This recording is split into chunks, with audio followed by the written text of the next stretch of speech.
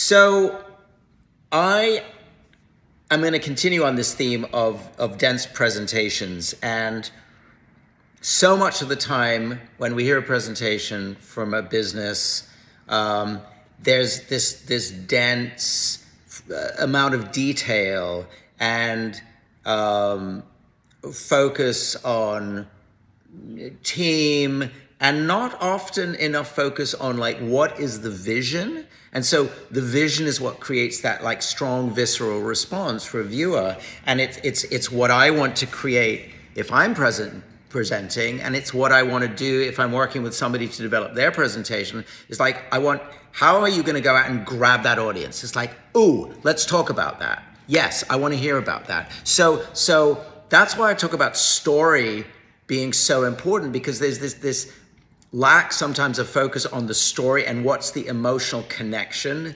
to the receiver of the information.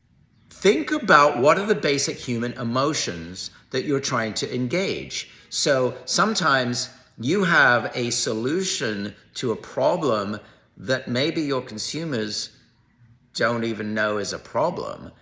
For you, it's a no-brainer, but you've also got to think about it in a broader societal way. Our job is to, capture the hearts and minds and to kind of charm our audience. So you're going to ask yourselves, what is your story? Why are you doing what you do? What's the emotional connective tissue of you to your consumer? And put in the most simple terms, it's why should they, meaning the people listening to you, why should they care? And that's always going to be the story. And I want to use as an example carbon capture.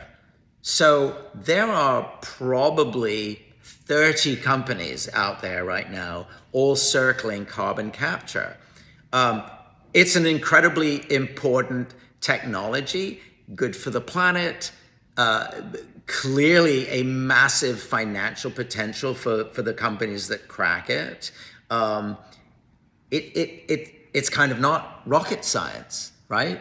I mean, maybe it is rocket science, but you know what I'm saying. And so when we talk about those companies, story and who the team is and why they do it and what makes them special is really the only thing they have. Because every company has a form of proprietary technology. Everybody has research. Everybody has brilliant people behind it.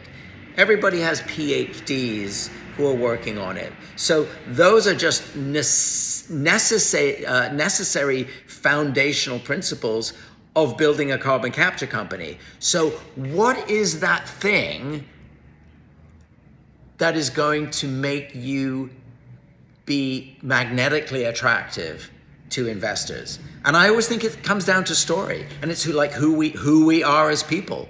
So think about those things that you can share, and not just potential ROI and technology and team.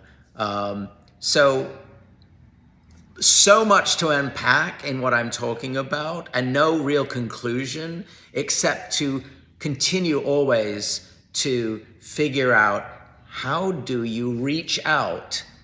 Look, I'm doing it. I'm trying to reach out across, the space of internet and bandwidth to kind of engage. It's like, how do we grab people and shake them and make them remember a conversation? That's it.